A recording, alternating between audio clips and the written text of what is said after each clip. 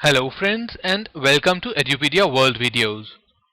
This is the chapter 11 of the course Basics of Programming in C language, and in this chapter we are going to study about the loops in C language. Okay, so first of all, what is a loop?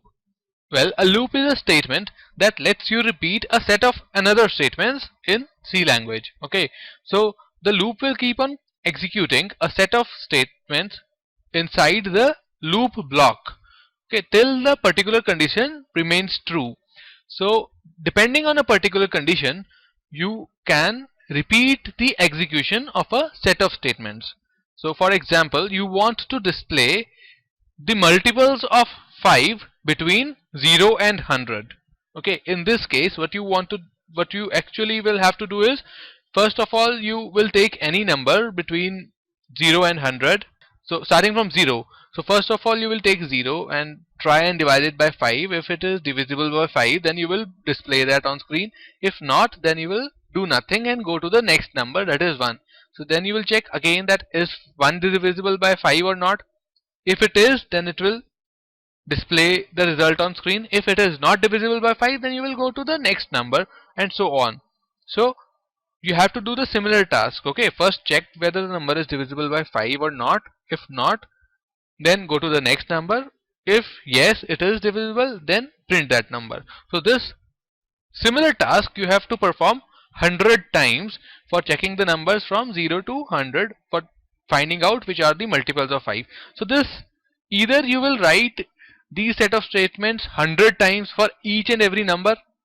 Okay, that will make your coding very cumbersome. So the alternative that is provided by the programming languages is something known as loops. Okay, so depending on a particular condition, like here our condition is that we have to iterate, that means we have to loop between 0 and 100. So our condition is that our counter should be greater than equal to 0 and less than equal to 100. Okay, this is our condition in this case. So depending on this condition, we will keep on incrementing our count. So first it will be 0, then it will be 1, then it will be 2, and for each of these values 0, 1 and 2, these set of instructions will be executed. One cycle of a loop is known as iteration. In the programming languages, you call the one cycle of the loop iteration. Okay, so one set of instructions, that means that first you check whether the number is divisible by 5 or not. If it is divisible by 5, then you print that on screen, and if it is not divisible by 5, you increment your counter and go to the next number. So this is known as an iteration. Okay, so you should know that loop variables, what are loop variables? These are the variables which form the part of the loop conditions. Okay, so if you are having conditions in your loop, so you will have them based on certain variables. Okay, suppose you want to iterate 100 times. Okay, you want a loop in which you want to iterate, or you want to loop, you want to repeat a certain set of conditions 100 times. So you will take a variable, okay, and that variable you will check that whether it is less than equal to 100 or not. If it is less than equal to 100, then you will enter in the loop. You will increment that variable. Okay, increment means you will add 1 to its value, and then you will perform whatever the task that you have to perform 100 times, and then again you will come back to the first thing, that is check the value of your variable whether now it is 100 or not. If the counter is 100, then you will again enter into the loop and same thing will go on. So we'll see this when we will do our practical examples. Okay, the value of these variables determine that when to exit the loop. The value of these variables are generally changed within every loop iteration. Okay, so within every iteration you will change their value so as to reach your termination condition. So if you have to count till 100, so you will increment the value every time so that it finally becomes 100 and you come out of the loop. Okay, so loop statements. Apart from loop variables, there are certain loop statements. Okay, these are common to almost all the loops. First is the break statement. Okay, what is a break statement?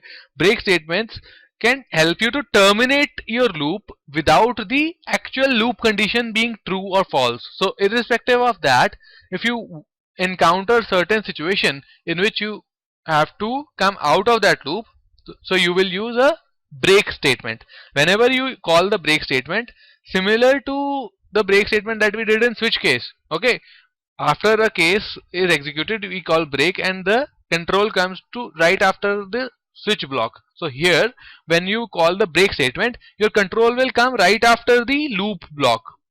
Okay, now is your another statement is the continue statement. Now what does the continue statement do? It will help you to skip the rest of the instructions after the continue statement. So suppose your loop total has total 10 lines, okay, and in certain conditions you don't want to execute the lower 5 lines. So what you can do is, after the first 5 lines you can check for that condition, and if it is true you call the continue statement. So what it will do is, it will not break the loop, but it will skip the lower 5 instructions and go on to execute the first instruction again. Okay, one is the go to statement. Now what is the go to statement? Go to statement, although it is recommended that you should not use this statement, but since it is there in C language, so let us discuss about it. But I will never recommend you to use go to statement because it makes your program very difficult to read and understand, okay, and difficult to debug also. Okay, so go to statement will just let you to straight away jump it. You can even unconditionally jump from one line to another line without executing the lines in between.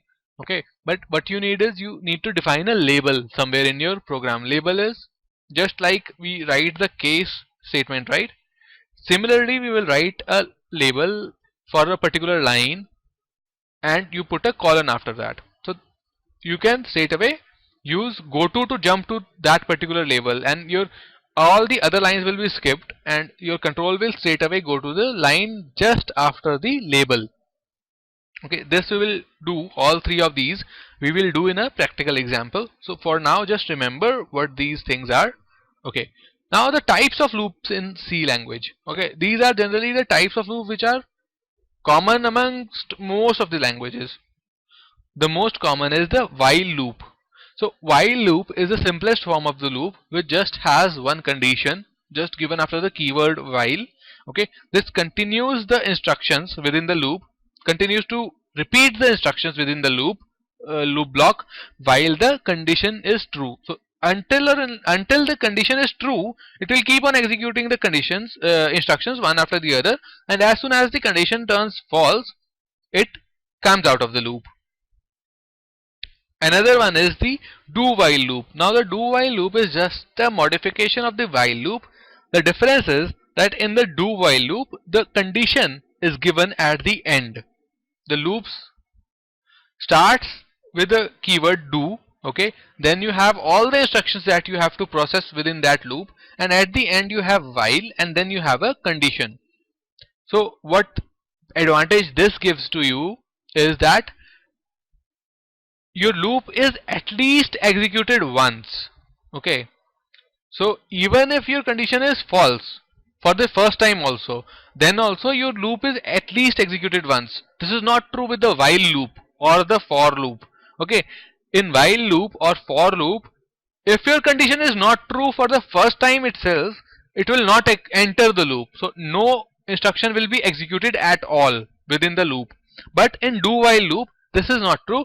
In do while loop, although for the first time it might be that your condition is not true, but for the first time your loop instructions will get executed, but then it will break out of the loop.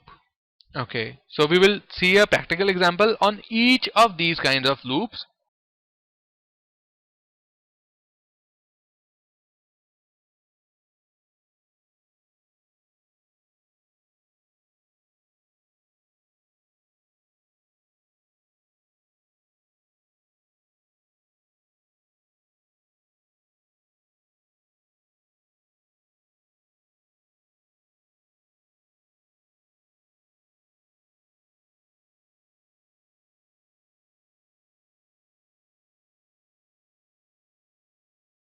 This was the part of theoretical understanding of loops. So we will be dealing with the practicals within a few videos.